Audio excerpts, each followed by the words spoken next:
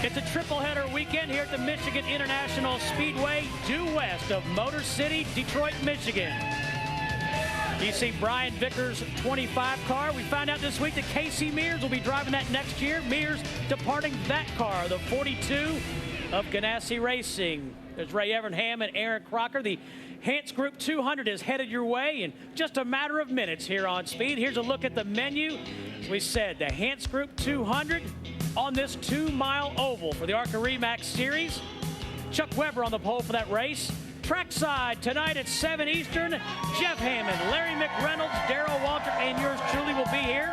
And we are joined by Brian Vickers, Rusty Wallace, and Eric Almirola. Don't forget NASCAR Performance later on this evening with Larry McReynolds here on Speed. Well, ARCA REMAX Racing headed your way in just a minute. Great crowd here on a beautiful summer day here in the Irish Hills. But right now, let's talk about the NASCAR Craftsman Truck Series. They will race here tomorrow. They've had 2 practices today. Let's take a look at happy hour. Let you know who was fast. Bobby Labonte making an infrequent start in the NASCAR Craftsman Truck Series in a Dodge. Of course, he drives a Dodge for Petty Enterprises. Bobby Labonte, 3rd fast today in happy hour practice. Now, Mark Martin in that 6th truck, seems like either he wins or Todd Bodine wins every other race. They both won 3 apiece. Mark Martin, 2nd quick in his Ford. The quickest, well, it's a Toyota, and it is driven by Mike Skinner. So Mike Skinner, the fastest in happy hour practice. 2 practices today on the Michigan International Speedway. Let's take a look at your top 10. Bit of a surprise. Ryan Moore in the 40 car up there with longtime series veteran Dennis Setzer in the top 5. Terry Cook, Mike Bliss, there's Todd Bodine, the points leader. Bodine leads Ted Musgrave in the points. David Rudiman, DW's driver in the 17, and Chad McCumbee. Nice effort in happy hour practice in the 08. Now, when can you watch the NASCAR Craftsman Truck Series in action? Here's the info right here, 3 Eastern from the Michigan International Speedway. Live on Speed. Again, Todd Bodine leads the point series, followed by Ted Musgrave, David Rudiman, Johnny Benson, and Jack Sprague. Those are your top 5 drivers in points. Rick Crawford said earlier today, we'll see great racing all weekend long, but particularly in the NASCAR Craftsman Truck Series. Up next, it's ARCA REMAX Series racing from the 2-mile Michigan International Speedway.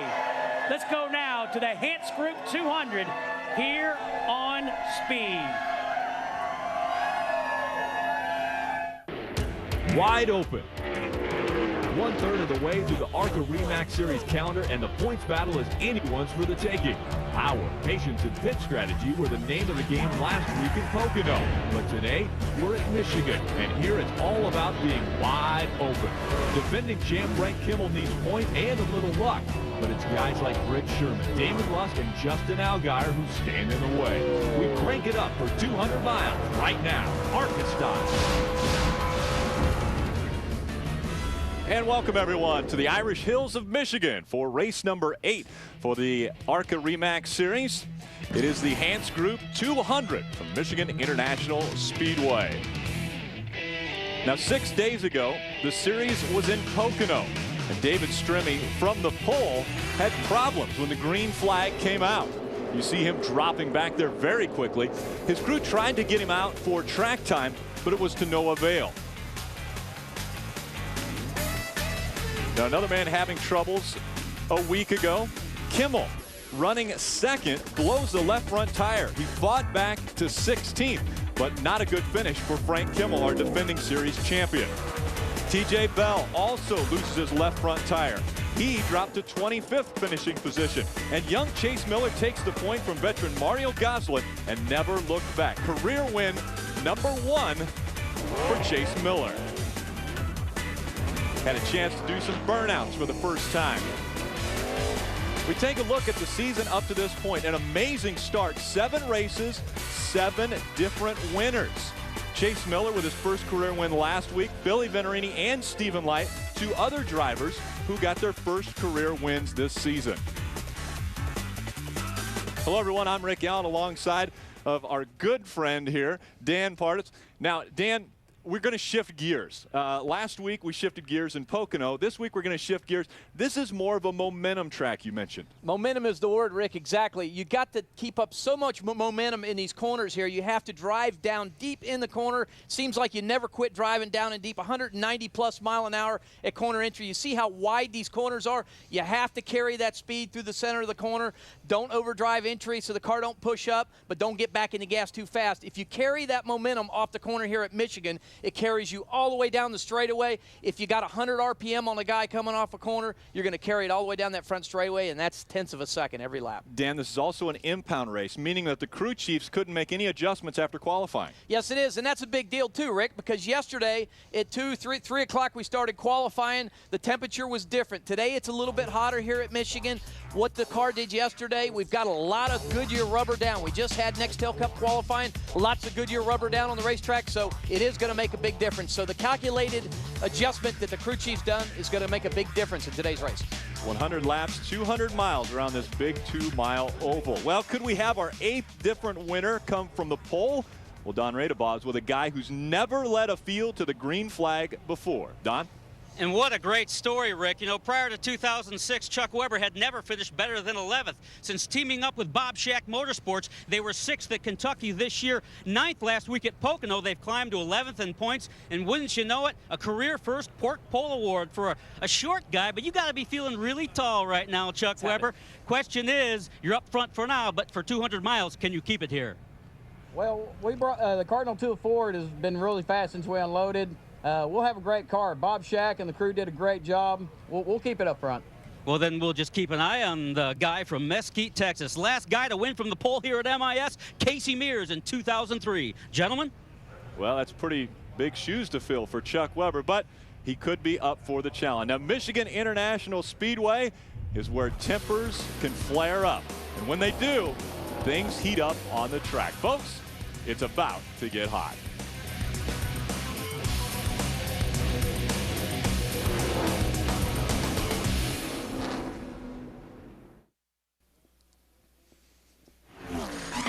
Speed presentation of NASCAR Bud Pole qualifying for Michigan International Speedway.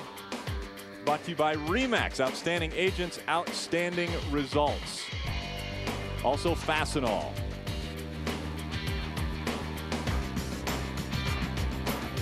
And by SK Tools, the official hand tools of ARCA. Let's take a look at our point standings through 7 races so far this season. Up on top, Bobby Gerhardt won the first race out of the gate at Daytona. Frank Kimmel, 100 points out of the top spot. Now that's a little bit uncharacteristic for Frank Kimmel. Those two with wins this season. Also Billy Venerini in the top 5 with a win.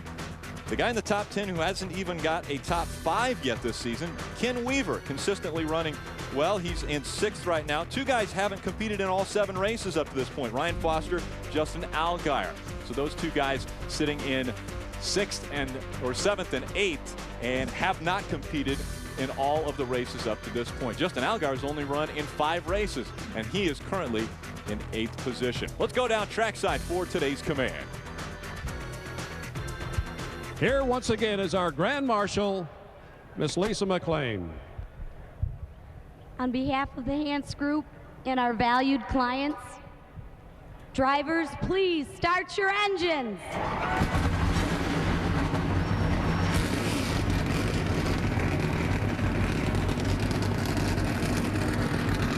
The engines are fired up. Now, Wendy Venerini, there's a Cup driver looking for a second chance after last week's problems.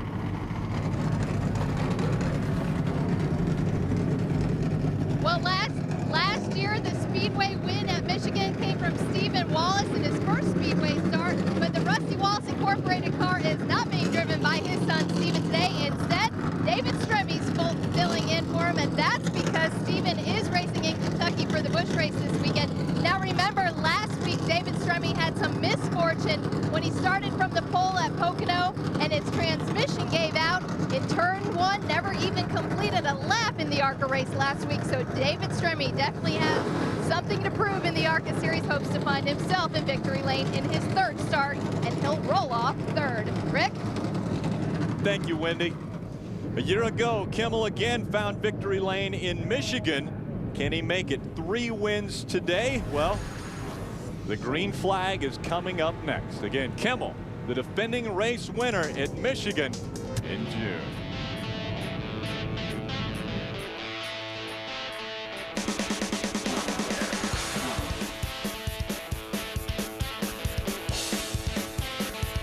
Sorry.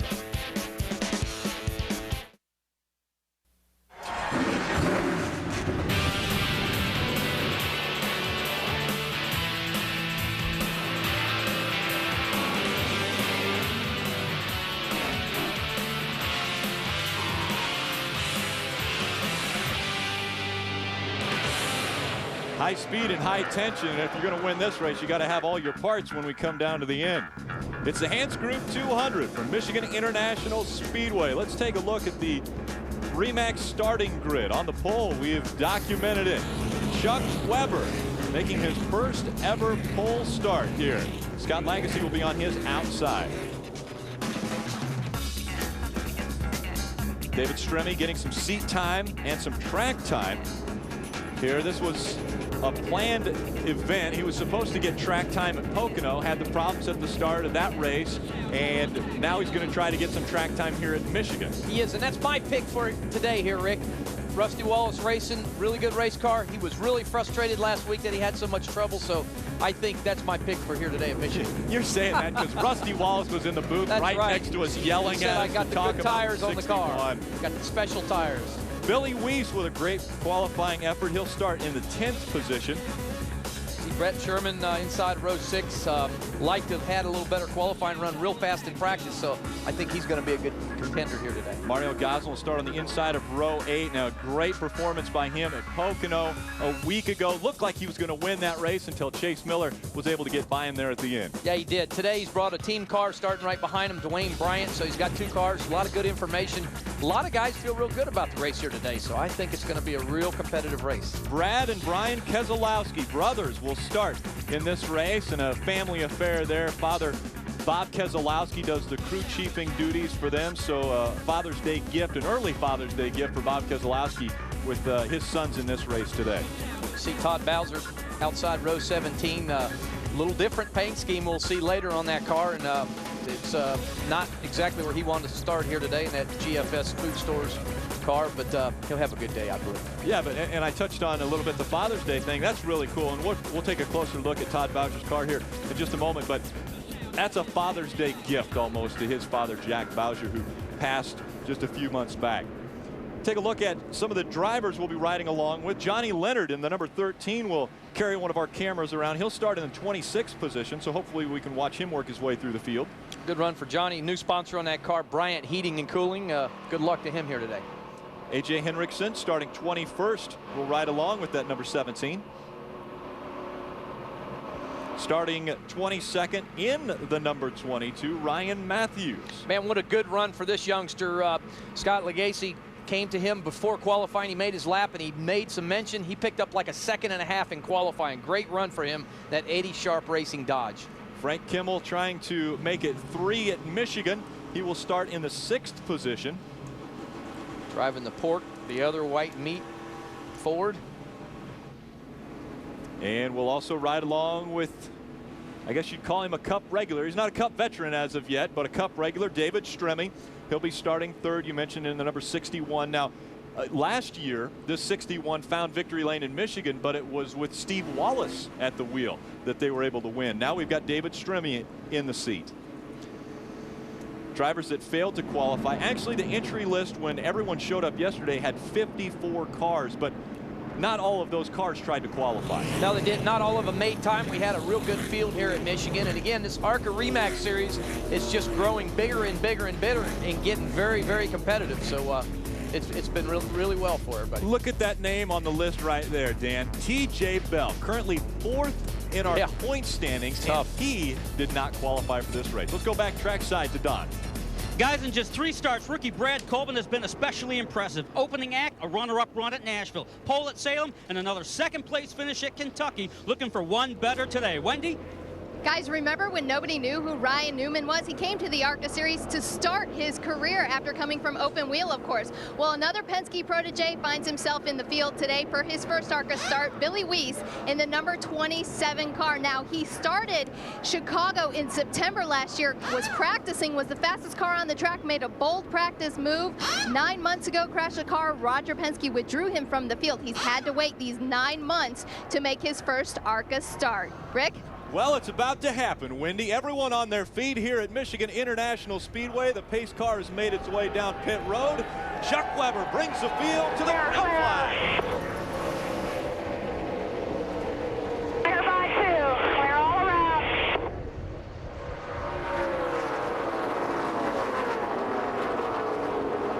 We heard spotters telling them 2 by 2, clear all around. Well, not clear for everyone yet. They're about to make it 3 wide as they go down the backstretch. Good drive down into turn 1 by Chuck Weber, just what he wanted to see. Gets down in the middle of the corner, gets the car turned, but he's got a drag race fight down the backstretch. Chuck Weber has never led a lap on a super speedway, and it doesn't look like it's going to happen today either. As they come across the start-finish line, out in front, that's the 61 of David Stremme. So, will David Stremme even allow anyone to get out in front? He's got a payback here. Again, it's having such a rough weekend last weekend at Pocono. Coming into Michigan, he says, I know I've got the car. I'm going to shift real easy today. I'm not going to rip the gears out of this transmission like we did last week. Not saying that he did it, but just having transmission trouble, being gentle with the car, getting it up to speed. Man, he just got fired out of a cannon. We'll try to show you all of the great racing which takes place across this 2-mile oval. But if you don't know where your driver's running, you can also check out the REMAX running order, which scrolls across the top of our screen. Completing 2 of the 100 laps on lap number 3, and it's still David Stremme out in front.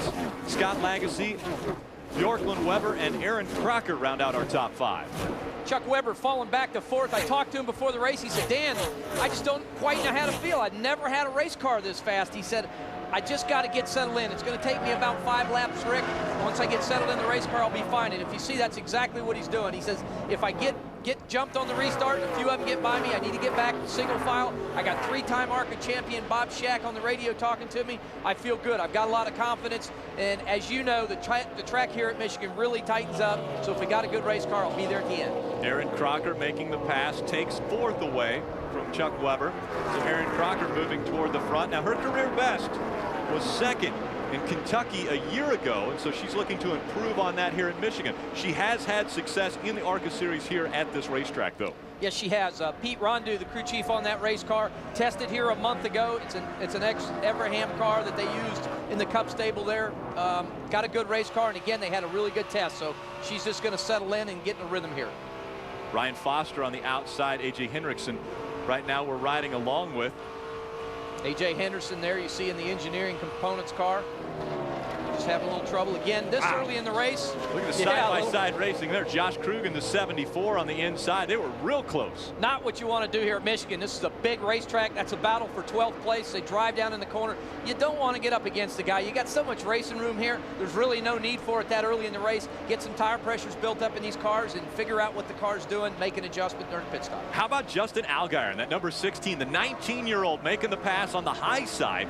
Now he tries to get around the 04 of Brent Sherman, and right behind him the 12 of Mario Goslin. Yep, Justin had a little bit of trouble in qualifying, a little bit loose, but he said, here at Michigan, you need to be a little loose in qualifying because the track tightens up so much. As the heat gets on the racetrack, we've got a lot of Goodyear rubber down, so as you see, he's moved his way up to 12th place. He started in 20th, so he's coming to the front. Mario Goslin still trying to make the pass on Sherman now, and we're seeing some outside passing here. This is such a wide track, Dan. Yes, it is, Rick, and there's 2 grooves here, and then if you get late in the race, there's some 3 grooves. It just depends on how many guys run up high. So it's such a neat racing facility because you drive down in the corner, exceeding 190 miles an hour on corner entry. You can run high, you can run a little low. If you get a little loose, you got room to catch the car. That's what's so nice about Michigan. But again, it's a momentum track right through the center of the corner where you see these cars now. They've got to keep that speed up. They've got to get back in that gas as fast as possible. And if there's cars in a bunch like this, you got to try and stay in the draft because drafting is big when you get 2 or 3 cars in front of you. Josh Krug from Omaha, Nebraska, just in front of the 6 of Dexter Bean. See the rookie stripes on that number 6 for Dexter Bean. Ken Weaver in the number 20 has led laps here at Michigan before. He talked to him yesterday after practice, and he mentioned he thought he had a really good car for this race. Ken has had some really good runs this year. Unfortunately, he hasn't been able to put it all together. That car is stabled out of Eddie Sharp Racing also. There's 3 cars that are stabled out of that stable, and he said, man, Eddie really knows what he's doing. He won the race last week at Pocono with Chase Miller in the car, so he feels real good about Michigan here today also. 3 wide as they go across the start-finish line. Josh Krug is going to go to the point of these 3 cars. Again, Brent Sherman in the 04, Ken Weaver in the 20, the yellow number 20 on the outside. Now moving up on the inside, the 72 of Dwayne Bryan. So he will throw that car into the mix. A lot of different lines being run here at Michigan early on in this one, as 7 laps have been completed. We're on lap number 8 for Michigan International Speedway, the Irish Hills of Michigan. A beautiful day for racing. Out in front of the field, David Stremme holding on to the point. Scott Lagasse trying to chase him down.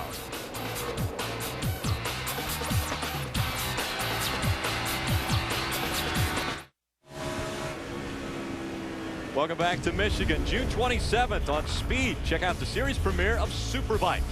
Step into the world of high revving, tire shredding, wheel standing sport bikes. Host Rossi Morelli and Jason Britton take you inside and on the road like you've never been before. Superbikes premieres June 27th only on Speed. Riding along in the Pork Racing number 46, and you see up in front, that's David Stremme. He has put almost 10 seconds between himself and Scott Lagasse. Man, is he driving it too hard? Well, I don't think so. Again, this car is just so hooked up, and it's so sweet. I just think he's in the rhythm, and again, he's got something to prove from last week, so he's just hammered down. Wow, that was a long way we had to wait from the time David Stremme left the screen until Scott Lagasse came on the screen. Oh, you're exactly right, Rick. It's some 11 seconds between the first and second place car, and Stremme is just hammered down. A lot of the drivers and crew chiefs were talking about the tires falling off here before they had problems with fuel. As far as the fuel window, probably could make it anywhere from 40 to 45 laps, but tires would fall off to the point where they would definitely want to come in and get tires before their fuel ran out. Yeah, they did, but again, everybody's running the same race, so as long as it stays green, you know, you can't come in. You just got to stay out there. It's just a car that's ill handling, that's not adjusted right. It's going to wear them tires out a lot more than one that's really hooked up like Stremme's car. So he's just out there riding around right now, just like the 4 car Scott Lagasse is. There's you see the 27 car of Weiss. Just man, he motored up from 10th place, and again, really good race car there. Yes. That's an ex-Penske car, ex-Rusty Wallace car, Penske Motors. So there's some serious horsepower under that hood. Oh yeah, and a lot of information was put into Billy Weiss's head by Buddy Baker. They came here and tested at this racetrack. Buddy Baker tutored Billy Weiss around this racetrack every time they'd come in. Oh, we've got problems with Justin Allgaier. He slows down, comes onto the apron of the racetrack. Tough break for Justin. He had a tough break last week at Pocono. They had a left front shred, and now looks like he's on the bottom of the racetrack headed for pit road. Larry Moore, the crew chief on that car, and man, not what the Century Trading car wanted to see here today. Hey, Don, I know you're in the pits. What's going on with that 16? Well, bad news from the 16. They really had high hopes. The car was working beautifully, but Justin radioed in just a few moments ago and said, guys, I think the motor is beginning to lay down. In fact, it may be gone on the 16 car, but he should be headed down pit road. This is actually a car that Justin had wrecked at Kentucky. They just put a new front and rear clip on it. It was working great. This is the car that ran on the dirt last year. He put this on the pole at Springfield, but the motor definitely laying down here at MIS on the 16. Well, Don, it's a little bit amazing right now. He's on the apron. He's coming up out of turn 4. He's getting ready to come onto pit road. Since he's still rolling and still moving, the officials have decided not to bring the caution out because it doesn't look like he's going to be a hazard to any of the other drivers that are on the track right now. But normally we'd see a caution if a guy would slow so much and coming into pit road. Yeah, you would. Looks like he's got enough steam to get down pit row. And if he's lost oil pressure in that car, as you see, he probably has. He's steering that car behind the wall. Hard Just left turn. Early day for Justin Allgaier. Too bad. Hey, up here in the booth joining us, we have got Rookie of the Year from 2005, Joey Miller. And Joey, we're glad to have you up here to talk a little bit about this ARCA Series. Yeah, well, you know, just running the truck series this year and just wanted to come back. We have one of our cars out here, Blake Bjorklund, running in 4th, Country Joe racing car, and just wanted to see how they do it up here in the booth. Well, it's definitely a different perspective, obviously, than what you're used to seeing.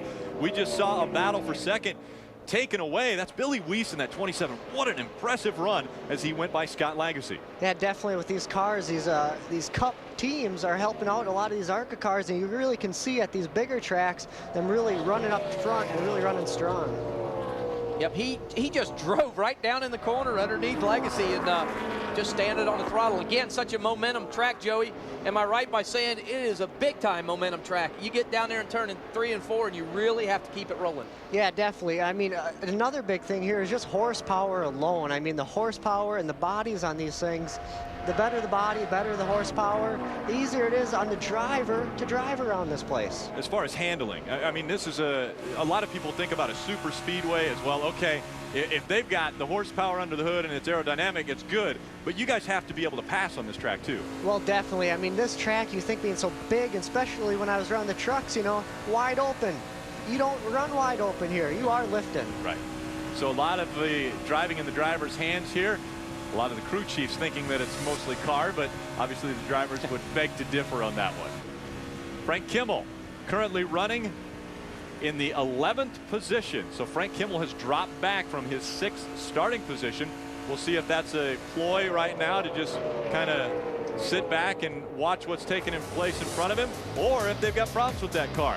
We haven't had a caution come out, so we could see green flag pit stops at Michigan International Speedway. Right now, that is a 61 out front.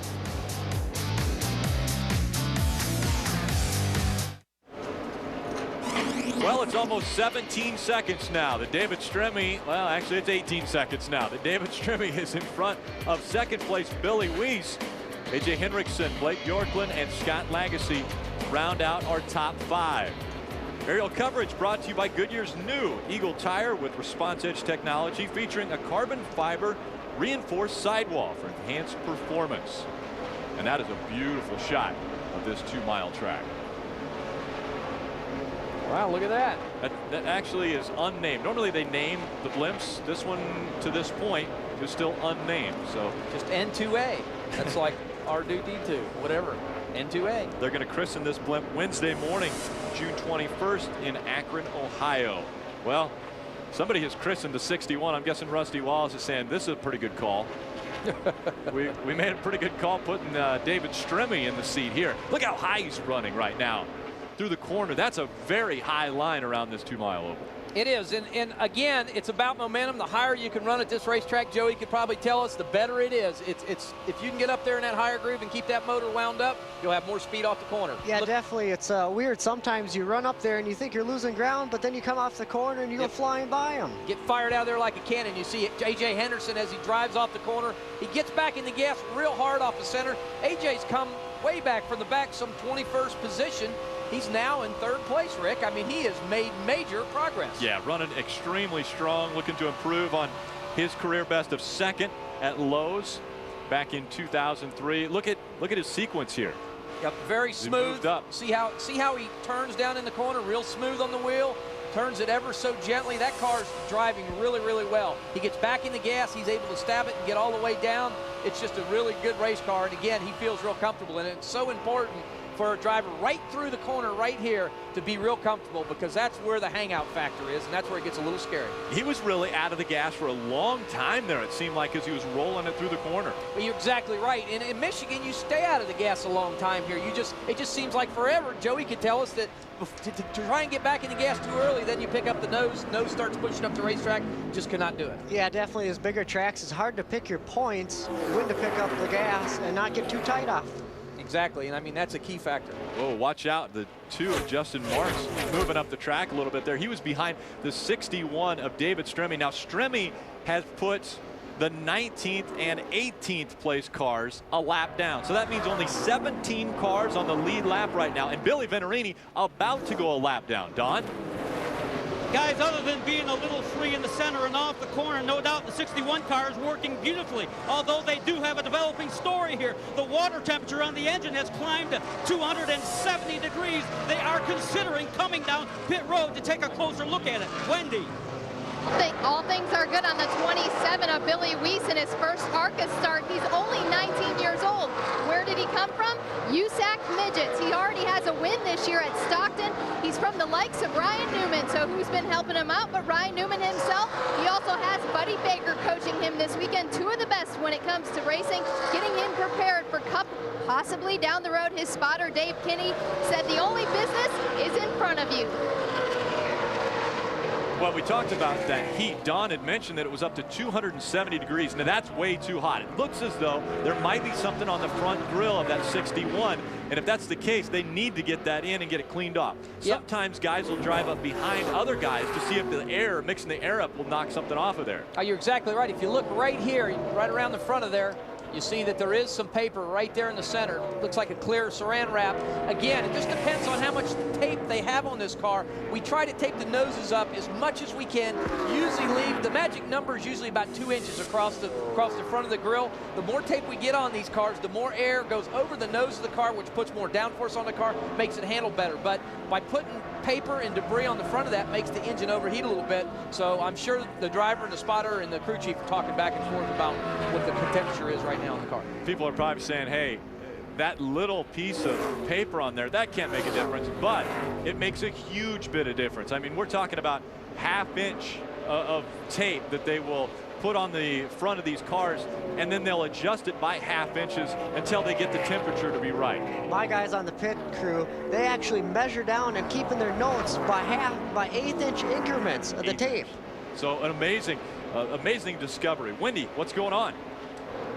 Well, the 61 just passed the 25 of Billy Venturini. And of course, Billy came over the radio, as he always does, with lots of personality, and says, what kind of engine does Strummy have? Whatever he's got, I want it. Well, he watched him go right by, so I'm sure he'd want whatever he has in that car. David Strummy out in front, but could there be problems for the 61? He may be overheating. We could see green flag pit stops when we come back. Tomorrow on Speed, the NASCAR Craftsman Truck Series celebrates Father's Day weekend here in Michigan. More than bragging rights are on the line as the toughest drivers tangle in the truck capital of the world. The NASCAR Craftsman Truck Series live from Michigan tomorrow at 3 Eastern on Speed. Hey, you know what, Joey? Joey, you're going to be involved in that race tomorrow. 3 o'clock. What's the truck feel like? You know, it feels pretty good. We were 30th in practice, but we did not tape up the truck, so that makes a big difference. Well, we talk about taping up. I mean, we talked just moments ago about David Strummy having problems with that grill. You guys are taping up for qualifying, though, right? Yeah, I mean, especially on the trucks. I mean, they're already punching a big hole through the air, but, you know, a little bit more makes a difference. Everybody wanted to put a face to the voice that they were hearing. Now, you're from the Minnesota area, right? Am I correct in that saying that, eh? Yeah, there, you know, it's a little colder up there north. Yeah. Well, we're a little bit north here in Michigan. Yeah, not quite as much, though, as up there. Ken Weaver passed for 11th place there, just blows by Frank Kimmel. Well, Klimmel. I think I would be able to say that. I've been around him 20 years now. Yeah, only 7-time series champion. I've eaten a little too much pork. But Frank may be having a little tight situation. Listening to the radio a little while ago, he was talking a little bit tight. So, again, tight is not what you want to be here at Michigan. I was talking to Frank yesterday, kind of being a part of the pit crew, and he said he wasn't sure how good his car would be on long runs. He thought it definitely would tighten up for him. Well, and that's exactly what he's experiencing right now. I don't think any of the drivers expected to go 35 laps without a caution. I mean, again, this was an impound race, so they can't make any adjustments after qualifying to these cars. And now they've run 35 laps of green flag racing. Obviously, it is definitely going to be a different setup than what they were expecting. Don? Well, the 46 car, Frank Kimmel, the car is indeed tight, and they're wanting to come down pit road and get that fixed. This is the same car that ran at Pocono last week, where the left front fender exploded after the tire let go. The car went immediately to the body shop in Charlotte and got a new fender, a new door, had to put a new hood on it, and a new front bumper, and all the support pieces that hold up that fender. Major operation on the 46 car to get it ready for here at MIS. They want to get ready and come down pit road because, yes, the car is indeed very, very tight. take a look at Frank Kimmel's average finishes this year. Third. I mean, 12th this year as compared to third from a year ago. That is very uncharacteristic. Well, it is. And you know, everybody says, Frank, Bill Kimmel, we've got a second car, second team, Ryan Foster. That's what's affecting their effort. But I tell you, I talked to Bill Kimmel earlier, and I don't believe that's it at all. We got Scott Lagacy coming down for service in that number 4, our first green flag stop. Seems like a little bit early, in my opinion. We can go 45 to 50 laps on fuel. This is going to bring them out of sync, so I don't know if that's a good call or not. If it stays green, it may really help. This could be a situation, though, where Scott just said, hey, we got to make an adjustment because we're struggling here. Right now, David Stremme has put all the field but the top 7 a lap down. And so he is dominating this race, and right now he'd be looking for a caution. Yeah, you would. And again, these guys could not go the remainder. We got 62 laps to go, so, you know, we're talking 45 to 50 max on the window, so they are going to have to come in again for a second round. Erin Crocker making her way down pit road. Let's go down to Dawn. Crocker on pit road for sure. She'll take 4 tires and some fuel. The car's working pretty good. They don't really need any adjustments. This is the same crew that, of course, crews her NASCAR Craftsman Truck Series machine. Green flag pit stops, I gotta tell you guys, are pretty rare in the ARCA REMAX Series world, but we're getting them today. A little slow on the left side. No adjustments, though. Erin Crocker down in the way. Well, Don, looks like they made a little adjustment on that track bar. Looks like they raised the track bar on that car. Possibly the car a little bit tight. It looks like they went run round up on the track bar during that pit stop, but not a major adjustment. But Erin's, you know, reporting to them what she likes in the car, and hopefully before the next stop, she'll be able to make further adjustments. Erin Crocker also running the full schedule in the NASCAR Craftsman Truck Series. Our pole sitter, Chuck Weber, now coming in for service. Wendy? Yeah, he had fallen back to 21st. His car was just way too tight. They came in, green flag stop, 4 tires, but they did have a tire that rolled down pit road, so probably now a penalty for the 24, Chuck Weber. That's disappointing. I think he was so excited about getting the pole, his first career pork pole in the ARCA REMAX Series, and then they have problems on that pit stop. Oh, so unfortunate. You know, Bob Shack, 3-time ARCA champion in the series, been wrenching that car for him. Chuck Weber owns Cardinal Tools, his own Texas company. He's got 40 employees. They do rollers like you might see, the type of rollers you see at a grocery store that they unload trucks with. He works on anything that you might see in an airport that runs down, that moves luggage. He builds that type of equipment. So unfortunate day for Chuck Weber, but doing an outstanding job here putting it on the pole in Michigan. Well, I tell you what, another guy doing an outstanding job is that 61. I mean, it is, I don't know if we can say it enough. Right now, there are only 4 cars on the lead lap, including David Stremme. And we see A.J. Hendrickson in, and now here comes David Stremme for his green flag pit stop. They will be able to clean that grill off, because I'm sure that was a concern as the temperature was climbing in the number 61. Let's go down to Don with his pit stop. Thanks, Rick. Actually, they will clean that grill off, but fortunately the temperature has come down on the Hantz Crew Dodge. A slight air pressure adjustment up front, around a wedge out to 4 tires and fuel for David Stremme. By the way, that's David Ruderman's NASCAR Craftsman truck team servicing Stremme on pit road today. Down and away. Pretty good pit stop for David Stremme and his crew. Stremme coming off of the racetrack, and our new leader, Billy Weiss, in that number 27. Under the handle of Penske Racing and Buddy Baker again. Like Wendy Venturini said earlier, Ryan Newman saw this guy. He races USAC midgets and said, hey, I think we need to grab this kid. Let him do a little R&D. Let him do a little testing for us, and let's see what he turns into. Well, he's done a great job here today and done a top 10 qualifying effort. That car's drove right to the front. There's Brent Sherman in that Serta 04. Wendy.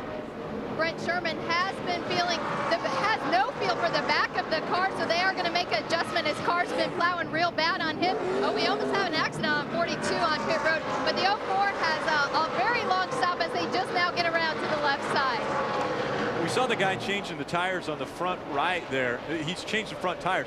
It looked as though he pulled a rubber out of that front spring. You know, definitely these guys, I mean, a lot of these teams never done green flag pit stops, so this is a new thing for these ARCA teams. Frank Kimmel, our series points defending champion, coming in for service. Also, Billy Weiss in the 27 will now make his green flag pit stop. He will give back the lead to David Stremme. As we rotate through green flag pit stops again, this is a Nextel Cup crew here. That's a big help. Wendy? Well, actually, it is the Busch team that pits for the Busch car of Ryan Newman or Kurt Busch, whoever's riding that. As they come around to the left side, he has been tight from the center off, a half around in the right rear, and no rookie mistakes so far from Billy Weiss. I tell you what's going to happen here, guys. David Stremme is going to lap the field. In a matter of just a few laps, David Stremme is going to lap this entire field. Yeah, definitely. I mean, he was running times almost a second faster there when you had old tires on. Right. So, I mean, it's a good shot. Yeah, he did. He's just comfortable. The car's hooked up, and you know, if he laps the field, I'm not sure if they'll be able to unlap him. Well, and obviously you've got your lucky dog situation where a driver will get a lap back. Bobby Gerhart now in for service. Wendy? Our points leader finds himself on pit road. Of course, he started 5th, had fallen way back to 19th, so his car is not handling the way he wants. A 2-tire stop, right sides only on Bobby Gerhart's car. A little trouble in the right rear of that car. As you see, they get the wedge bolt out, make a wedge adjustment. They're off and underway, but not the pit stop Bobby Gerhart wanted to see with just 2 tires. And another thing that took place there, it was up. He only went on the right side, and so not as much fuel could go into the car. Don? With Todd Bowser with a special Jack Bowser paint. The car is obviously hot. You can see water shooting out the spout on the right side. They did change 4 tires on the GFS Marketplace board and sent them back out, but Bowser's pretty hot under the hood right now. The engine is definitely overheating. That was the retro look we were talking about earlier as far as Jack Bowser's winning car. That's the way it looked in the 66 Daytona race. And so Todd Bowser celebrating Father's Day and honoring his father here in that retro look. Well, David Stremme's dad's got to be real happy watching David Stremme lead this field around Michigan.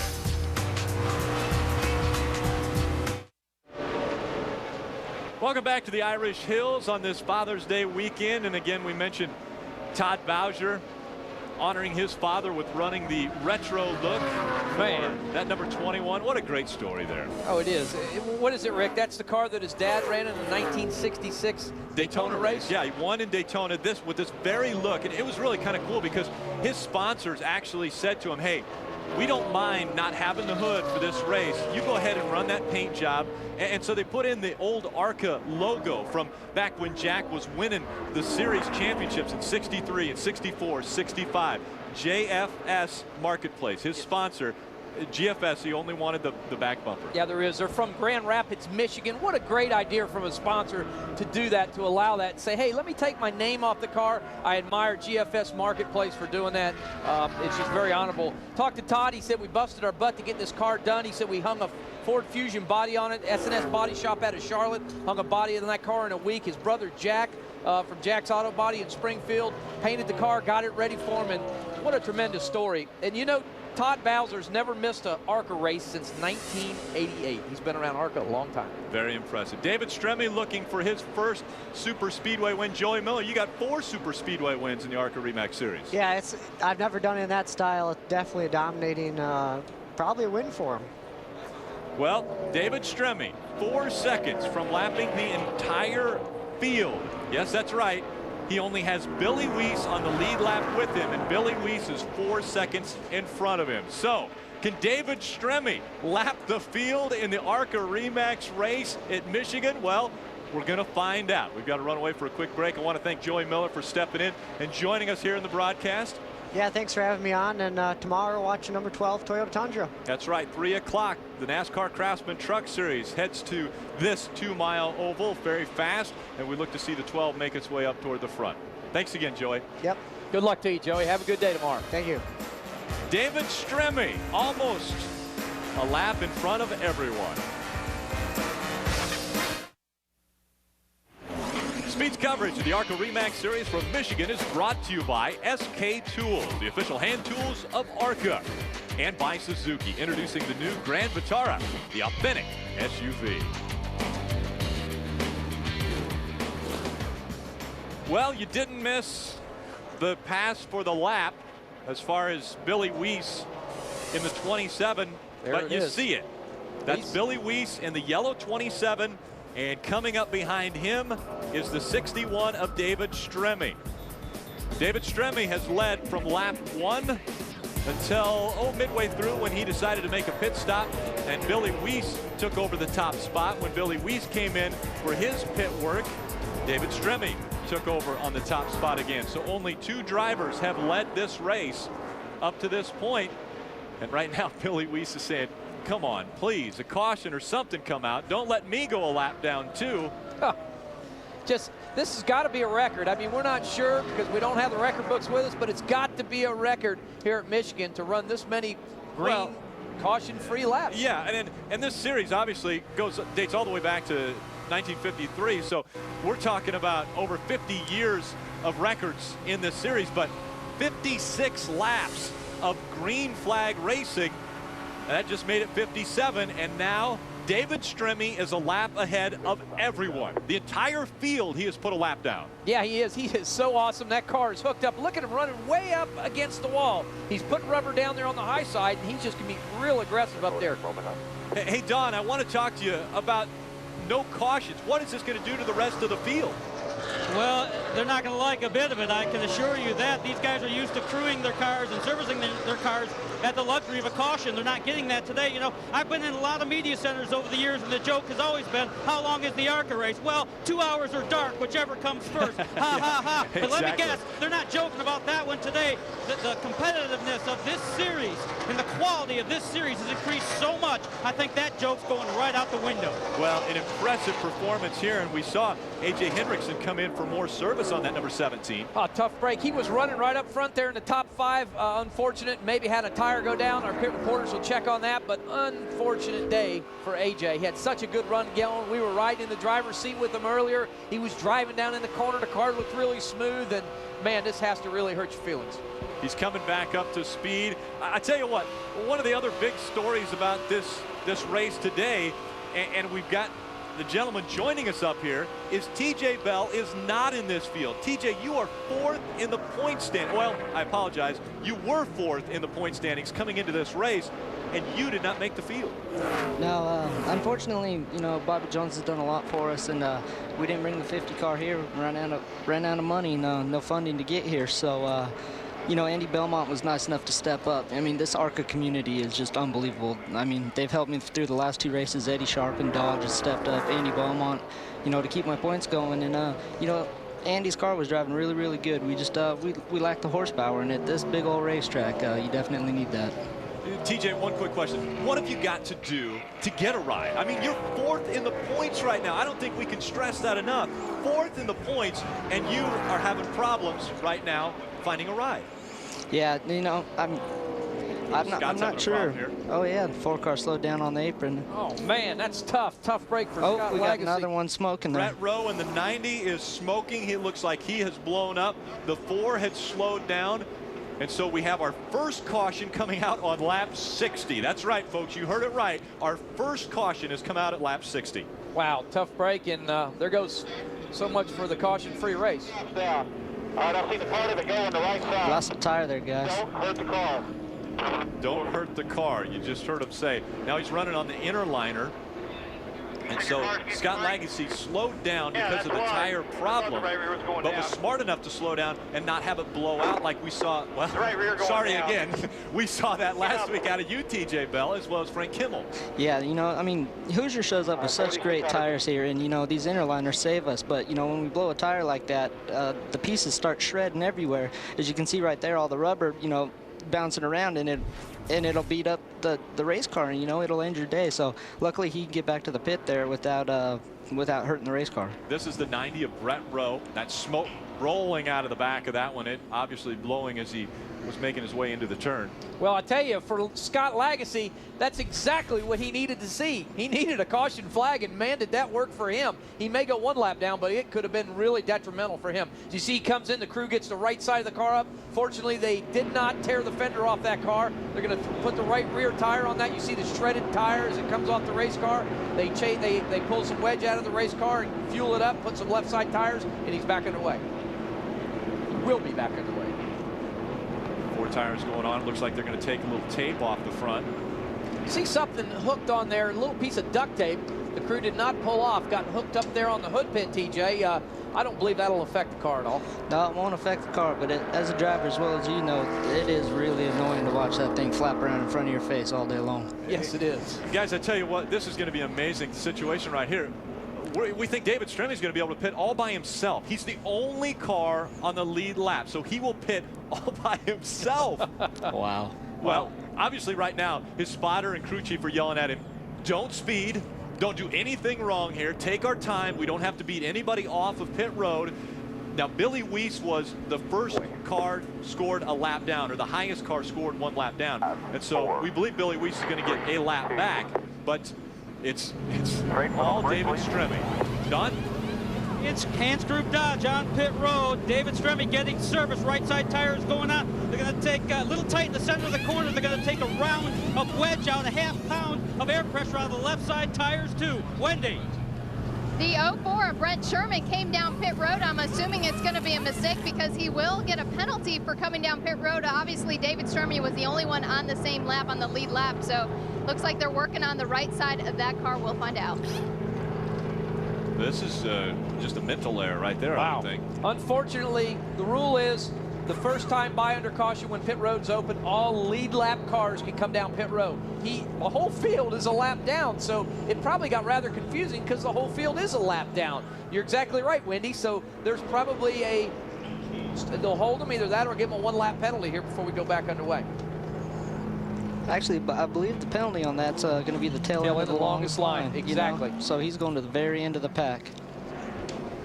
David Stremme had a problem on his pit stop, but I'm not sure if it really is going to affect him too much other than if it did any damage to the car. Look at it drop before they had the wheels on. The jack came down. What happened is the jack man, sometimes when they go up with the car, when they go down for the last jack, they twist the jack handle, and what it does, it lets the jack back down. So you have to be so careful not to twist that handle as you go, because they're very, very sensitive jacks. Looks like, see, he got it back up. It went down, then he lets it back down, but I don't believe that'll hurt him. And now the rest of the field will make its way on pit road. Wendy Venerini. The 19-year-old Billy Weiss in that 27 car saw David Stremme pit. And as he stayed on the track, he said, well, that stinks, as he watched him come down pit road by himself. This crew goes to work. They do have a tire getaway. They probably won't get a penalty for that one. 1 round in the right rear, 1 pound out of the right front. The track is getting greasy, according to Billy Weiss. Don? Track bar adjustment for the 32 car of Blake Portland came to a skidding stop here on pit road. He'll take right side and left side tires too. Why not while they're here under caution? A little Sunoco race fuel as well. But track bar adjustment, mostly adjustment wise on the 32 car Blake Portland, down and away. Pretty good stop. His crew celebrating there as everybody making their way off. Looks like a little bit of a traffic jam almost taking place on pit road. Exactly. Got a little busy on pit road, but I tell you, these guys done a great job. Everybody blends in. The guys on the bottom, the spotter's job up top is to say, hey, you got one on the outside. They've done a real good job getting it off pit road. And so, as the caution flag has come out here, we've completed 63 laps in Michigan. It's been all David Stremme up to this point. Bear with me there. Mario Andretti and AJ Foyt will always stand out. They're both great drivers, and they both wanted to outdo the other guy, and they didn't particularly care for one another. They shake hands and say hi when they see one another, but they don't go to dinner together. Which one's the better driver? Aha!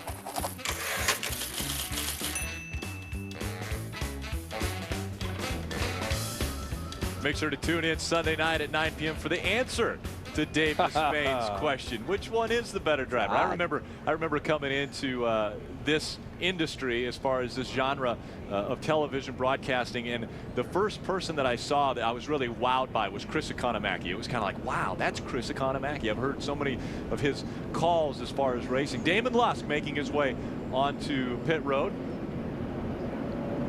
Damon, unfortunate Penske engines, good engines in this car. Same people building the motors for Ryan Newman, Kurt Busch, and all the bunch of strong engines. Construct Corp is the new sponsor for Damon, so hopefully he can have a good end to today's race. We'll be back with more green flag racing from Michigan after this.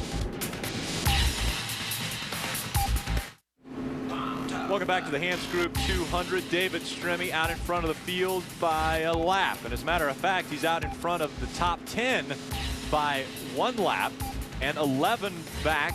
He's ahead of them by 2 laps. He's smoking. Impressive.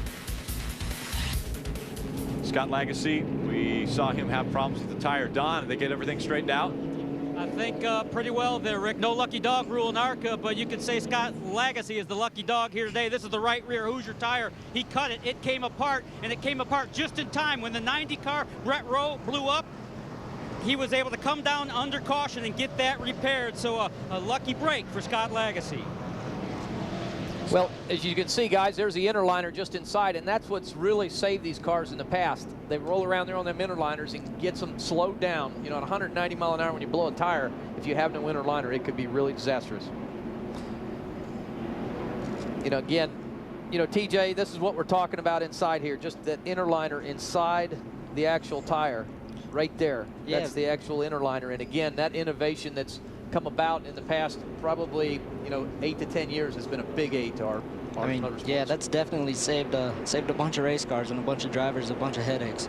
Tire inside of a tire. Exactly, Rick. That's what you got. Good job down there, Don. Well, David Stremme. Now let's look at the big picture here as far as the points race. Kimmel looking for his 8th championship, currently in 9th place. Bobby Gerhardt in 18th place, but Bobby Gerhardt is 2 laps down. Frank Kimmel only 1 lap down. So Kimmel looking as though he's going to close the gap a little bit. It was 100 points coming into this race. Currently 3rd in the point standings was Damon Lusk coming into this race. Damon Lusk being scored in 30th, and he's 3 laps down. And then 4th is sitting next to me, and that can't be a good thing in the points. TJ Bell. It's never a good thing when you're not on a racetrack. You know, I hate this, especially this place. Man, this place is so much fun. Well, very high speeds, very wide. We see 3, sometimes 4 wide racing. Just as they went across the screen there, we saw 4 wide racing. Wow, you see Ken Weaver in the 20 car, the yellow 20 car, way high, and just got up in that loose gravel and about lost it on that top side, but he did a good job of regaining it, getting it back down on the racetrack. You do not want to get up on that high side, as you can see all the marbles up there on the top side. Wow, Ken Weaver still running that high line. You had mentioned this is a momentum track, but Ken may be taking it a little too much to the momentum side, running up next to the wall. Well, it is. On board Johnny Leonard, looked like he's falling back, having a little bit of trouble. Possibly, you can listen to the motor of that car, possible little problem there. Doesn't sound like he's running on all 8 cylinders. Nope, field's just leaving him. That's a sad feeling, huh, TJ? Oh yeah, that's probably one of the worst feelings in the world. You know, we were talking about that 20 car running at the top of this racetrack. You know, I think that's the reason why we're not having a lot of cautions here. This track's real forgiving. You can run anywhere you go, and there's a lot of room in both these corners to save the race car if you do make a mistake. Also, gear makes a big difference. If you put you a lower gear, whoa, he went a little bit too high there, guys. Got up there in the wall. That's not where you want to be. There's a little rubber line where all that rubber collects, and he just got right into that rubber. Wow. Don't know if he's hurt the race car, but I'm sure he's pancaked the right side sheet metal of that car, but he's just got to be careful. I'm sure he didn't want to be that high up in that corner. Tim Weaver coming off of tying his career, or his season best. He runs 6 at Pocono. He also ran 6 at Daytona. And so Ken Weaver looking to move himself up through the point standings as well. He's currently running in the 5th position. Now Aaron Crocker has gotten by him and is currently in 4th position behind Blake Bjorklund and Billy Weiss. Yep, listening to the conversation there, he said, "Whoa, didn't mean to get quite that high, guys. Sorry, but you know, again, if it." Line down there, ball, 30 line. There's. Yeah, I got too greedy. He got too greedy. Did you hear that one? I got too greedy. Boy, that voice there sounds real familiar. Old Jeff McClure down there on the box talking to Cowboy. Old calm. You know, Jeff McClure is one of the calmest cats in the business. He's been around a long time, and I tell you guys, there's nothing better than having a real calm crew chief, real calm spotter saying, just take your time, get yourself back in the groove, and everything will be okay. Makes a big difference mentally as a race car driver. Battle for position. This is a battle for 18th. Scott Lagasse, Brent Sherman, and the 22. Ryan Matthews also thrown into that mix. Yeah, that's 2 Eddie Sharp cars there racing really hard. That 4 car is looking to get back up through this field after blowing that tire, though, definitely. Yeah, he is having a really good race car and a good run, so he can just keep sail to the front. He'll be in good shape. Riding along with Johnny Leonard in the number 13. Don, what's he talking about? Well, the 13 car is slowing down for sure. Talk to the crew chief, Mark Gibson, longtime ARCA veteran. The 13 of Johnny Leonard has dropped the cylinder. They are now officially off the pace. See Johnny pulling that visor up saying, well, I guess I don't need this. When you got enough time to reach up and move your visor around and just kind of enjoy the view, I think something's not working right with the car. That's usually you wipe the tears out your eyes. Oh, Dexter Bean with problems. He slows down. That will bring out our second caution of the day. Wow. And it looks as though he's got tire problems. Looks like he pancaked that car. Looked like he did just what Ken Weaver did. Got up in the outside fence. Boy, he sure did. Just got too high. You see the right side of the car is pancaked. You see down below where the muffler comes out right there. He's got trouble with it right there. So he's got to get in and pull that sheet metal away from that car and pull that sheet metal away so they don't get down on them tires also. Tough day for Dexter Bean. Dexter Bean coming in, qualified 13th for this race. The ex-Penske car. This guy driving for Jeff Spraker Racing. He lives in Wisconsin. You know, he likes to golf. He said, I like to do a lot of golfing on the sideline. The car was loose in qualifying, but I think we're going to be good for the race. Blew a motor in Pocono last week. Had a really good run going last week at Pocono. And again, this is not what he wanted to happen here today. They're looking very hard at the right front of that one right now to see if there was any damage done. Maybe some toe in or something. Oh, and the brake rudder laying on the ground there. That's a good call there, TJ. Take a peek here at what took place. Yep, right to the front. You see him way up high there, up there in Ken Weaver land. Possibly just got a little high. And again, you know, there's a lot of rubber up on the top side of that racetrack. It just gets away from you.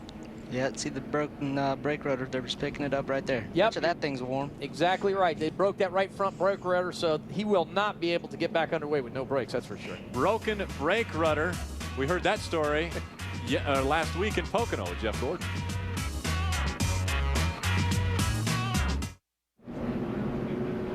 And welcome back to the Hantz Group 200 from Michigan International Speedway. A beautiful day for this Father's Day weekend for racing, and it's been all David Stremme so far. We want to take a look at the ARCA Hardcore Motorsport Safety Initiative. Trevor Ashline talks about driver compartment safety. About 5 years ago, when people started really getting hurt in the race cars, we had a bunch of deaths in NASCAR type cars. We came down into Mooresville and started doing testing on race cars. The first thing that we did was we took a cup car and we ran it into a barrier. This is a 60-mile-an-hour change in velocity going into a barrier. What brought us here into ARCA today is occupant safety. Safety Solutions and LFD Technologies is focused basically on occupant safety in race cars. We do everything from quarter midgets to top fuel dragsters. And each one of those things, we try and look at every single detail of the occupant compartment to try and make sure that it's safe. The driver has all the responsibility in his own compartment. The driver is the only one that's in that race car when it hits the wall. So he needs to make sure that he understands the crash test videos and what's going to happen to him in an accident so that he can better prepare himself for what's going to happen. The bottom line with all of this stuff is occupant safety. What we're trying to do is make sure that when you hit the wall, that you can go home at night. Looking at the 20 of Ken Weaver. Ken got into the wall a little bit, didn't he, Don? A little bit, but everything okay. They're going to pull the fender out a little bit on the 20 car. They did make a track bar adjustment on the 1-800-4 foam machine as well, but I can't see the right side actually, guys, so I don't know how bad it is, so I can't report on that. But doesn't look like Weaver is in a hurry to leave right now. Mostly just paint, Don. Paint. Frank Kimmel on pit road. Paint? Yeah, that's right. It doesn't make you any faster, does it? The flames on the back of Frank Kimmel's pork machine makes him a little quicker, though. Out in front, David Stremme, a lap ahead of Weiss, Bjorklund, Crocker, and Josh Krug round out your top 5.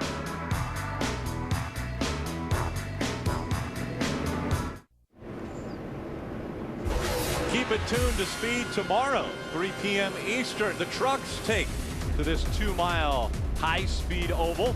Aaron Crocker, one of the drivers, doing double duty, not only running the ARCA Series, but also the NASCAR Craftsman Truck Series tomorrow. That qualifying takes place tomorrow morning. The race again at 3 p.m. Eastern. Tune in and see how Aaron Crocker does. Right now, she's looking for a career best at Michigan International Speedway. She's currently running in the 4th position. Her best here on this track is 7th. So doing well. Doesn't look like a win is in the picture for today because David Stremme is a lap ahead of everyone. Yeah, David has just got this field covered, but you see Aaron looking to the bottom side there for the pass on the 74 car, powers down to the bottom. So still holding on to 4th. That was Josh Krug trying to take away 4th from Aaron Crocker. Josh Krug staying on the high side of the track. That's a battle for 4th. They're side by side. Here comes Josh Krug on the outside. He'll take 4th away from Aaron Crocker. Boy, how about Josh Krug? 9th place qualifying effort. You know, he's driving a car, ex-AJ4 car, 20-year-old kid. Late models. He races late models in the the Kansas City area. Just doing a great job here today, really is. And I believe he does a lot up there in the Nebraska area too. University of Nebraska student Josh Krug, again out of Omaha, Nebraska, just getting by Aaron Crocker in that number 98 Dodge. Now Aaron Crocker looking to the low side. It seems as though we're seeing two distinct lines right now, running fairly even. Josh Krug taking the high line, Aaron Crocker trying to run right along the bottom.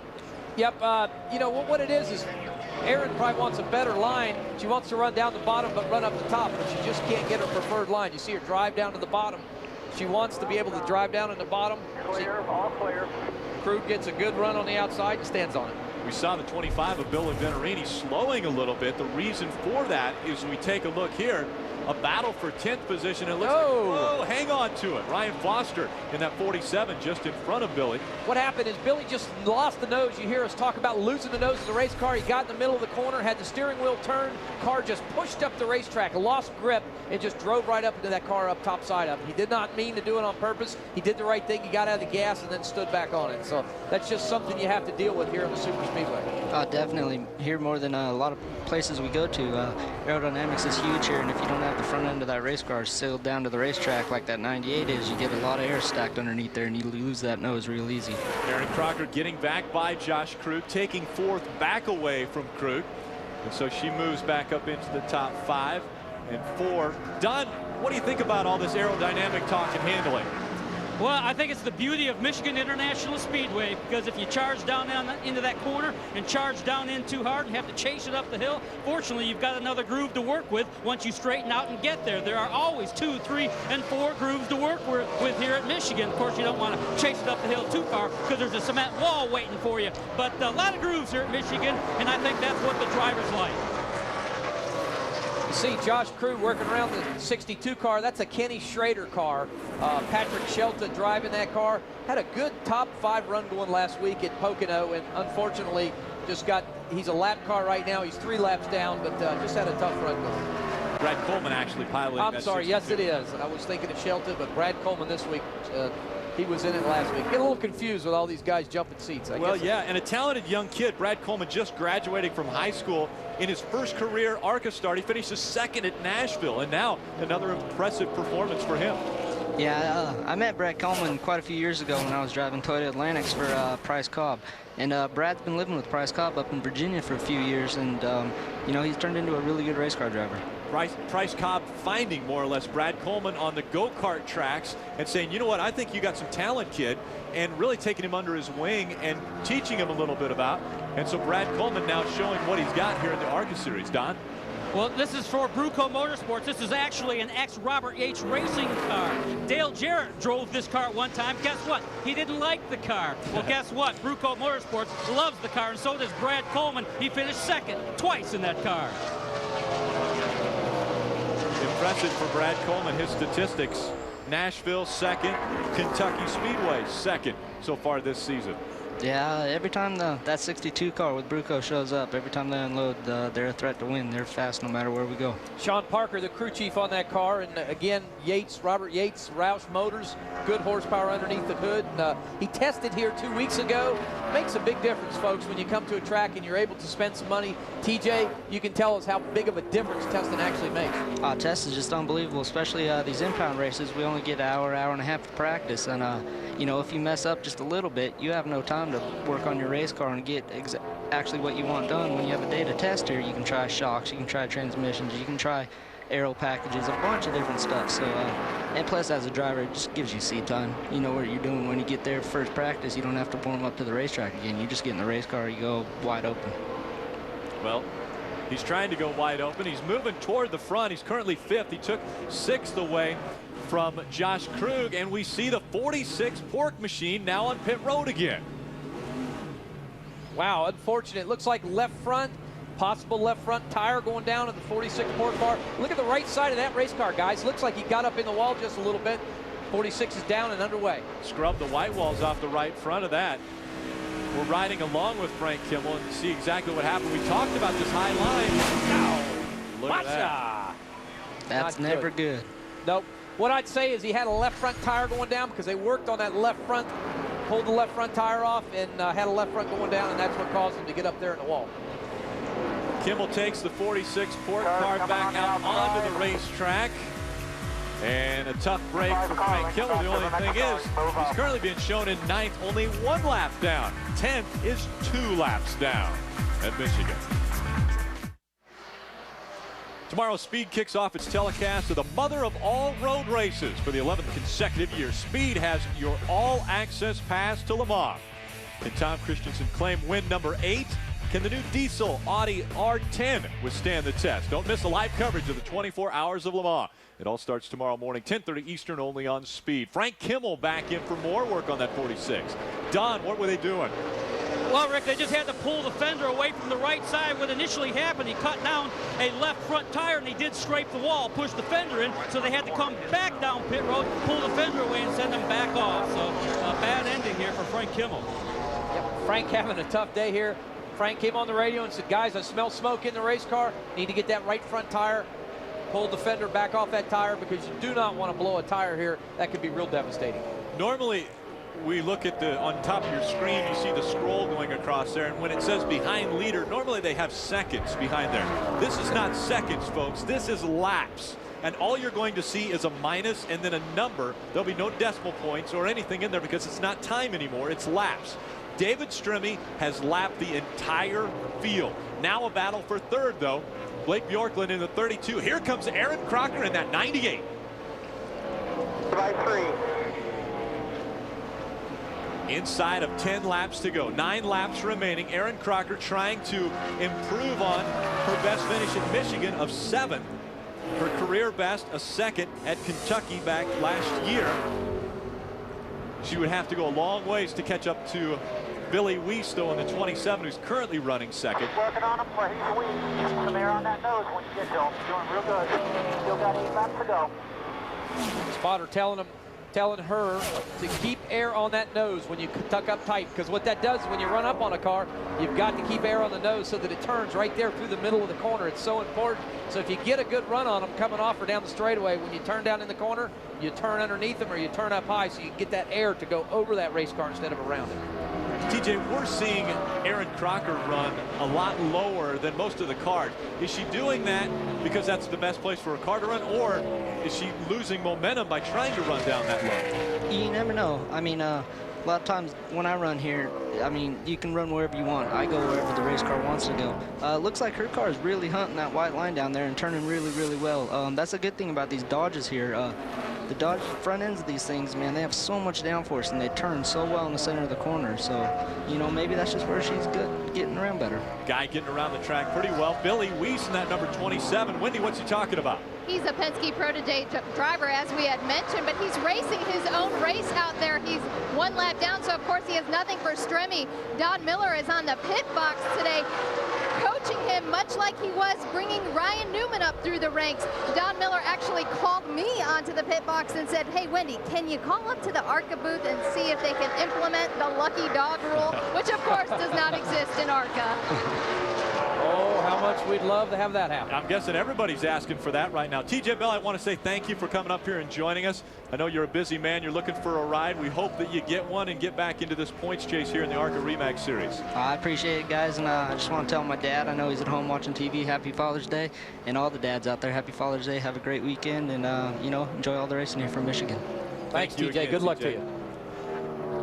David Stremme in the 61 out in front of the field by a lap. Billy Weiss holding on to the number 2 spot. Behind him is a battle for third between Blake Bjorklund and Aaron Crocker. 61 car is just flat hooked up, I tell you. But Blake Bjorklund, he is running the same times. He's within a 1/10 of a second than David Stremme is, but guess what? He's a lap down, so it really does not matter. Again, the 27, Billy Weiss holding on to second. Pretty good gap between himself and David Stremme. Third is being held by Blake Bjorklund right now. Aaron Crocker had pulled right up to the back bumper of that car. Now it seems as though she's dropped back, so not quite as close as they were when they were battling for that third position. Aaron Crocker, you see her with the big hand on the roof or on the hood. Hamburger helper. 98 Dodge. She's currently in the 4th position. Inside clear, all clear. Not what she really wanted. She had a good run on Blake and she was catching him, but she just lost the groove. Either that or it looked like she's been shoving the nose on that race car the past few laps. And again, you have to be able to keep that momentum up here in the corner at Michigan to keep that run off the corner. Again, big picture. Currently, our points leader coming into this race was the number 5 of Bobby Gerhardt. He's currently being shown in 16th. Second, Frank Kimmel in the point standings is 20th right now. So he is 4 spots behind Bobby Gerhardt. So he will not make up any of the 100 points that he was down coming into this race. Yep, there you see Brad Coleman, 5th position. Super run for him today. And again, he's followed by Ken Weaver. Gap between them 2 guys. Ken Weaver currently second. He just took that spot away from Josh Krug, who dropped to 7th position. 3 laps of racing to go at Michigan. David Stremme could have this race named after him if he's going to stink this race up as bad as he has. I would say it'd be the Stremme Michigan ARCA race for sure, but he's just hooked up and he has set sail. Thank goodness he's got the Hantz group on top of the, not only the hood, but also on the back bumper. Seen a little tire smoke out of him, meaning he's running that thing right down on the ground. Yeah, looked like the tire that last lap was smoking a little bit off that right rear. Not sure what that was about, because these fenders should not be rubbing on these cars, and he's not running any harder than he was earlier. In fact, he's like a half a second off, so not sure. He possibly could have a tire going down. Look at how high on the racetrack he's running. Again, he has a lap lead on everyone as he comes to the start-finish line. The white flag comes out for David Stremme in the number 61. That Dodge running so well all day. He only gave up the lead when he came in for a green flag pit stop. It has been all David Stremme. Billy Weiss second. He's the only other driver to lead any laps here today. David Stremme in a dominant performance in that Rusty Wallace Incorporated number 61 Dodge. Rusty watching ever so closely from a booth actually next to us. As David Stremme comes out of turn number 4, he will see the checkered flag and win the Hantz Group 200. Thank you, Spotter. Thank you guys that come over for the 17th. What an awesome day. Thank you, Rusty, for the opportunity. What do you think, bud? Good job, man. That was just amazing. Just classic ass whipping right here. Hear Rusty on the radio saying, great job here today at Michigan, guys. Just stellar, stellar performance for David Stremme in the 61 car. That's just the total package. I mean, they had the 17 truck team pitting that car, but they really didn't need to make any great pit stops because he had run so well to start this race. It was lap 60 before any of these cars came in for a pit stop, and so they ran over half of the race under green flag conditions, which mean they had to pit under green flag conditions. And they did, and that crew is flawless again under the helm of Rusty Wallace. They did everything right here today. Didn't do anything stupid, didn't do anything risky, and that's why they're in victory lane. A lot of career bests taking place here as well. Billy Weiss in the 27 coming home second. Blake Bjorklund in the 32 coming home third. Aaron Crocker has a better career performance, but this is her best Michigan performance. She came home in 4th. Brad Coleman, another impressive finish for that 18-year-old in 5th. See, got the high five out there. I tell you, confidence builder going into the Nextel Cup race this weekend. Big confidence builder for David Stremme as a driver. And this is exactly what he wanted to do. He wanted to get track time. The more time he can sit in a race car going around this racetrack, the smarter he gets as far as driving in the Cup car. So he learned a lot today. I'm not sure he had to learn too much as far as battling for the lead because he held it pretty much the whole race. David Stremme will celebrate in Victory Lane when we come back.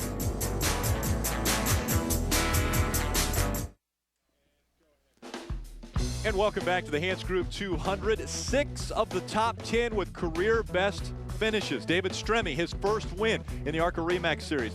Billy Weiss, Blake Bjorklund, Brad Coleman, not a career best. Josh Krug, Scott Lagasse, and Justin Marks, all with career best finishes here in Michigan today. Let's go down to Victory Lane and Don Radebaugh. Hey, everybody loves a party. This should be a good one. David Stremme on a lap all his own. That may be a Michigan International Speedway record. I know it is in the ARCA REMAX Series. Ladies and gentlemen, let me introduce our race winner today, the Hantz Group 200 victor, David Stremme. Congratulations, an outstanding effort. What was it like being on a lap all your own? In fact, you got to pit by yourself on your own lap. Yeah, we concentrated on long runs. You know, the Rusty Wallace Incorporated team did a good job. We wanted to make sure that our tires held on, and it hurt us a little bit qualifying, but the Hantz Group and the new South Lemonade car was pretty good. So wish I could have done this last week, but we could do it here in Michigan. So, you know, I learned a lot for Sunday, and I thank Rusty for giving me an opportunity to do this. You know, David, when Casey Mears came here and won races, his performance in the NASCAR Nextel Cup Series improved dramatically. How about your confidence? Is this going to help? Well, I mean, I definitely, you know, my Lone Star team's doing a great job, and I feel that we're making big improvements there. Hey, man, you know, congratulations, the one thing, dude. Thanks. Good job, buddy. That's good driving, man. That was Rusty Wall style there. That was a smooth drive right there. Thanks. Wendy Venerini. Hey, Billy Weiss in his first ARCA race. What a lap for you, or what a race for you. You were on almost your own race because you couldn't get past Stremme, but you had to learn a lot in today's race. Yeah, you know, the Kodak Dodge Charger was running awesome today. You know, I can't thank Roger Penske enough for giving me this opportunity to drive this race car. And, you know, we ran as hard as we could. You know, Stremme got so far out in front, and, you know, I kind of, you know, made an easy pit stop and lost a lot of time there. And he just got a lap on everybody, and it was just hard to make up from there. But, you know, I can't say enough for my crew and my crew chief, Matt Gimbel, and everybody on this Kodak Dodge team. And, you know, it's amazing, you know, that we come out here at first race and be able to run second. All right, congratulations to you. It's almost like a victory for rookie Billy Weiss. An impressive performance for Billy Weiss, but I mean, in the record books, it goes down as he was a lap down. Yes, he finished second, and he was a lap down. Dan, 2 Penske cars there, though. I mean, you know, strong 1 and 2 finishes. Billy Weiss had just an awesome run here today. He's 19 years old. You know, he was a quarter midget champion. He just done everything right.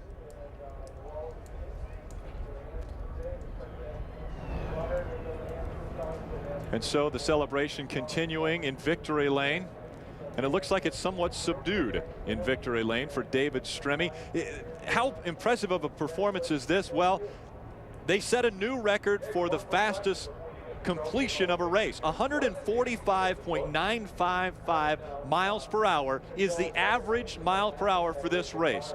That record was originally set back in 1996 by Ron Barfield, and so it was broken today by David Stremme, but imagine that. That's their average speed around here for 200 miles. Well, we talked momentum track, Michigan, a fast facility, and we talked earlier about breaking records, and we've done exactly that here in this race at Michigan. Speaking of fast, our SK crew chief of the race goes to the number 32 crew chief, Mike Chaffee. Great job. He comes home our winner of the SK crew chief of the race award. And so congratulations to Blake Bjorklund and that team.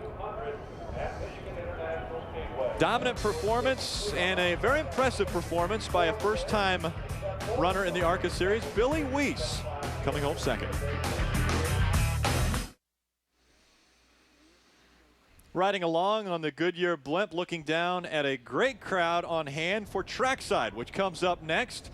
On the stage with the boys tonight will be Brian Vickers, Eric Almirola, and Rusty Wallace, who is now a winning owner. So you see the crowd getting ready for trackside follows us at the top of the hour. Let's go down to Wendy Venerini. Blake Bjorklund is a full-time business and marketing student in Cambridge, Minnesota, but today you had a big education. You came home third. What a great day for you. Definitely our first top 5 for the year. We're just really happy to run in the top 5. That was our goal.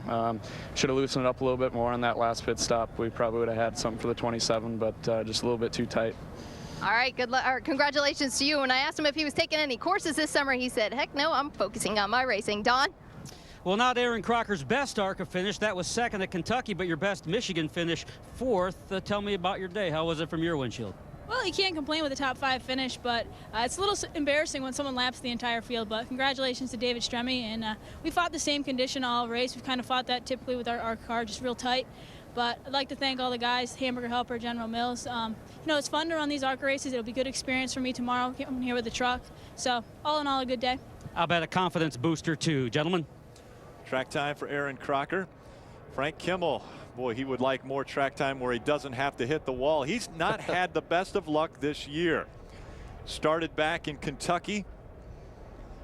He looks at his car now, but the troubles back in Kentucky was fighting for the lead with Steve Wallace. When he gets spun around, backs it into the wall. He finishes 28th in Kentucky. And then last week in Pocono, just out of the blue, the left front tire just shreds on him. And so has troubles there. He finishes 16th. We can't rule out Salem where he overheated. He got a 25th place finish at Salem and then scrubs the wall. We think he had a left front tire going down again. And so brushing the wall. 120 points out now for Frank Kimmel, looking to make it 8 series championships, but Bobby Gerhart holding on to the top spot. Gerhart running a little bit better than Kimmel today. Damon Lusk holding on to 3rd in the point standings. Ken Weaver makes his way up to 4th. We'll be back with more from Michigan after this.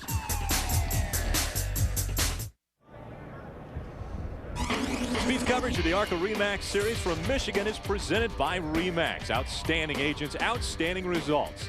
And brought to you in part by SK Tools, the official hand tools of ARCA.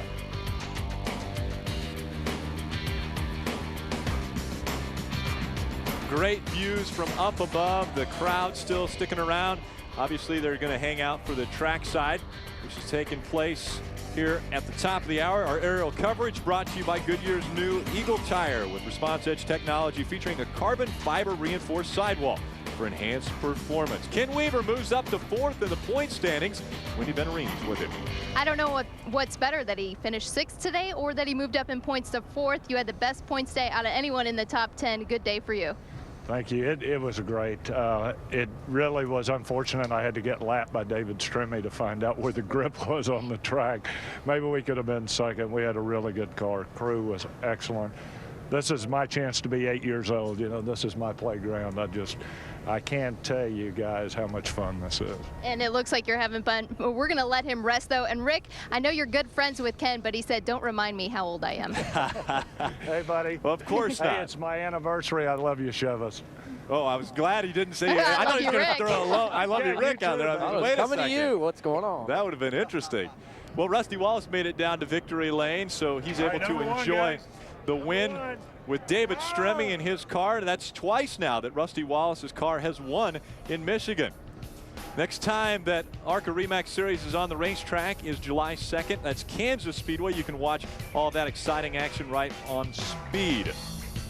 Again, the continuation for the ARCA REMAX Series will be back here in Michigan back in August as well. So hopefully some guys figure some things out here where it's more than a one-car race. I mean, this really turned into a one-car race, Dan. It really did, but you heard Ken Weaver say there right at the end. He said, I had to wait till Stremme passed me to find where the groove is. That's when he got up on the high side of the racetrack, found more momentum, and his track times did pick up a half a second on the clock. I was watching them. So guys learned a lot of things here today in this race, I'm sure. Well, in a tough racetrack as far as to learn things, because, well, especially today when we went 60 laps of green flag racing. Yeah, it was. It was a really good race, and that has a lot to do with Michigan. Big, wide racetrack, sweeping corners. You can run groove 1, 2, or 3. Once that high groove gets rubber in it, you can run up there. So a lot of racing room. Just an awesome racing facility as a driver. The last time that anyone finished on the lead lap all by themselves was in 2002, and that was Frank Kimmel, who was able to do it at Nashville. No one has done it since then. David Stremme does it today in Michigan. An impressive performance for David Stremme. He didn't start on the pole this week, and maybe that's a good thing, because when he started on the pole in Pocono, he had problems and wasn't even able to complete the race. Today, David Stremme starts in the 3rd position and led every lap from the beginning until they made a green flag pit stop, but he comes home victorious. David Stremme wins in Michigan.